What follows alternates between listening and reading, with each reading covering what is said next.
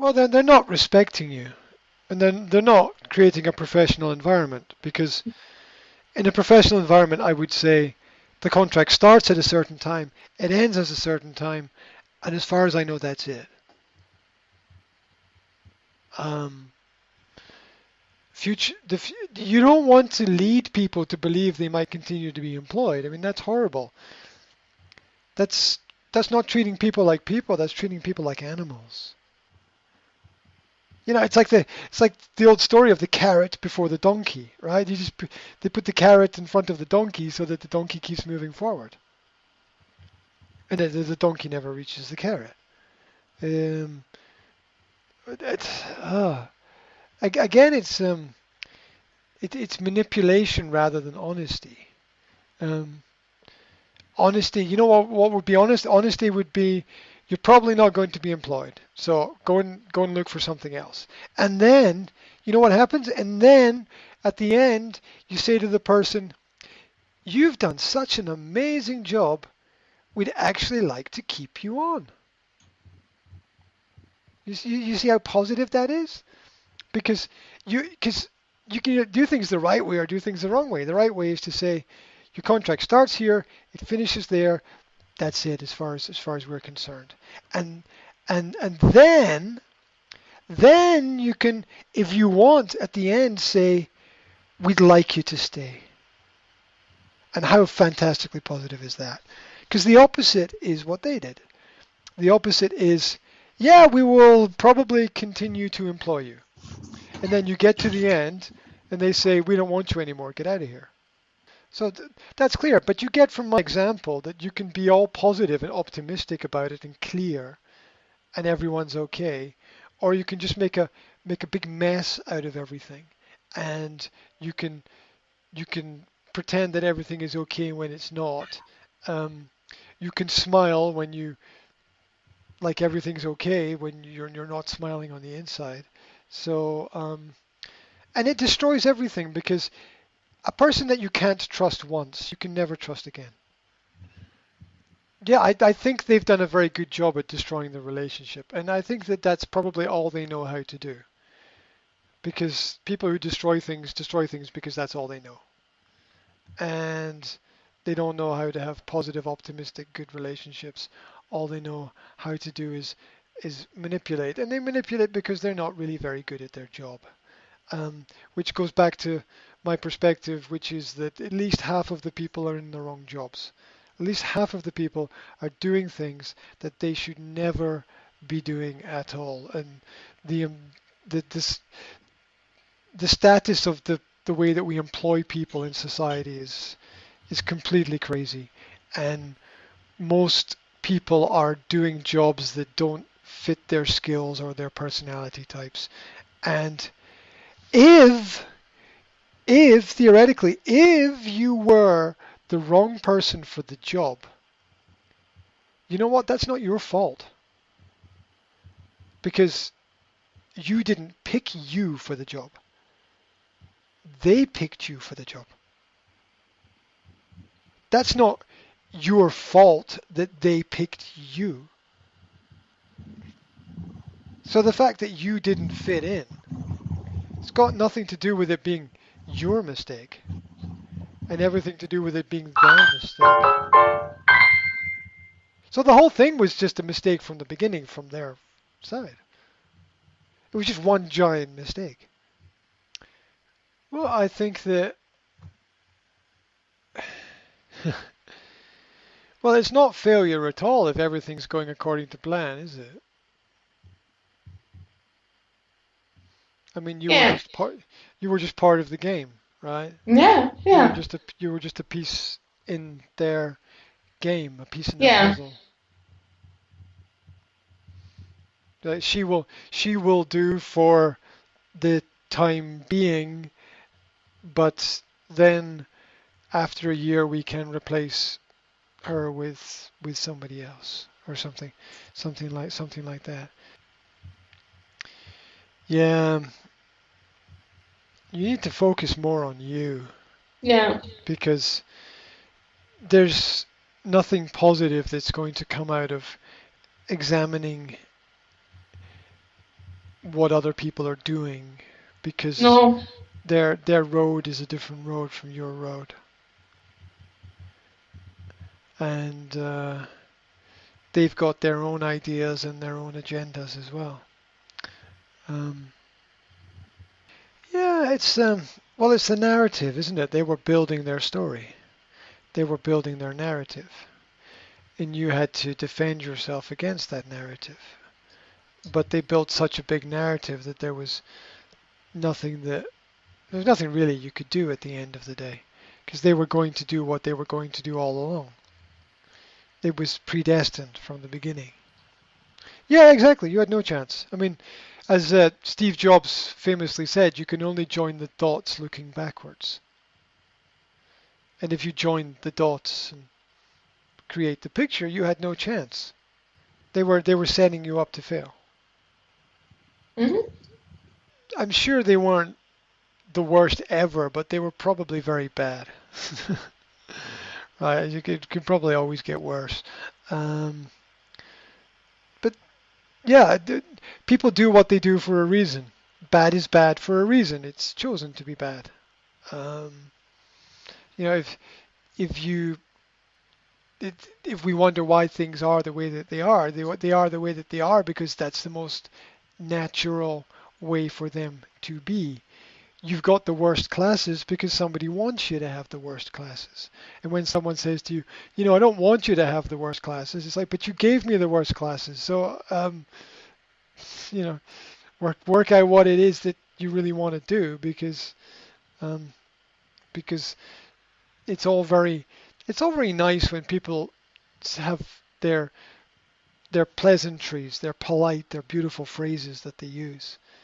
But reality can be harsh and very different sometimes. And when people say that's, or what I want to say is people's language is just an excuse a lot of the time. It's just as you learned from your communication with these people, you didn't get any answers to your questions. And then when you did get an answers, the answers weren't true or they weren't real or so these are not people that you can build a positive future with. Mm-mm. They're not. As I read earlier from my article, let me read you a paragraph from the article. It'll just take 1 minute. Let me read you a paragraph. Invest in great partnerships. Ensure that whoever you choose to work with appreciates you for being just yourself. Know that they don't expect you to conform to the norm when you can change for the better. After all, you want to move forwards, and improvement is the real aim of all movement. Progress can be a twisted process that involves constant navigation of tricky, deep waters. That's where you've been for the last year.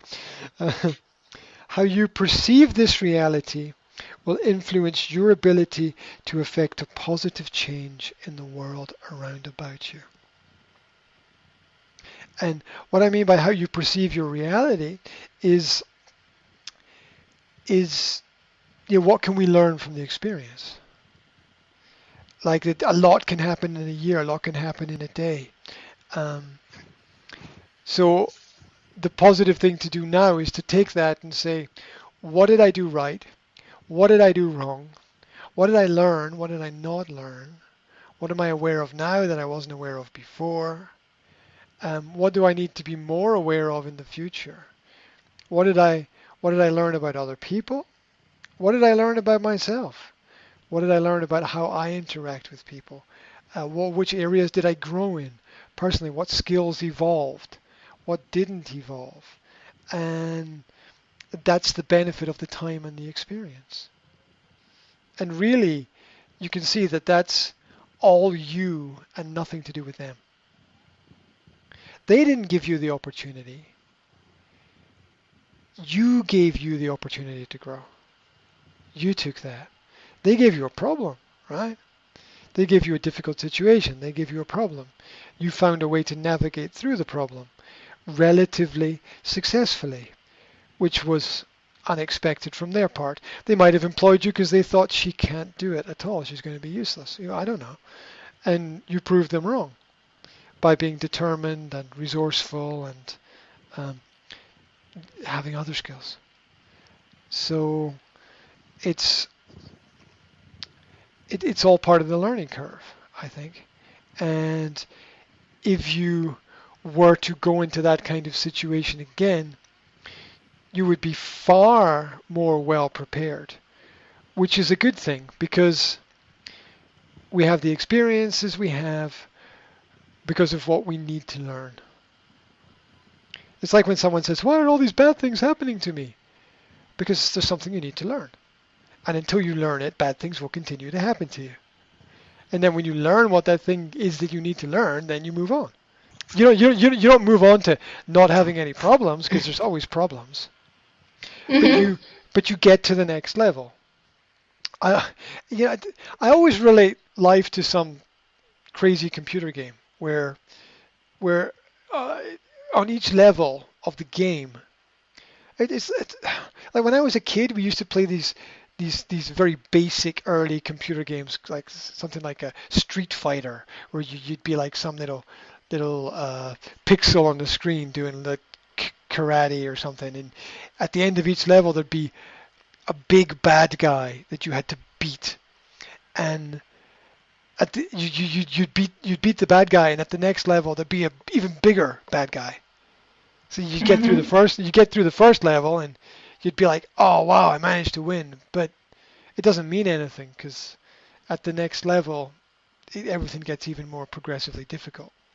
And so, that's what can you learn from computer games?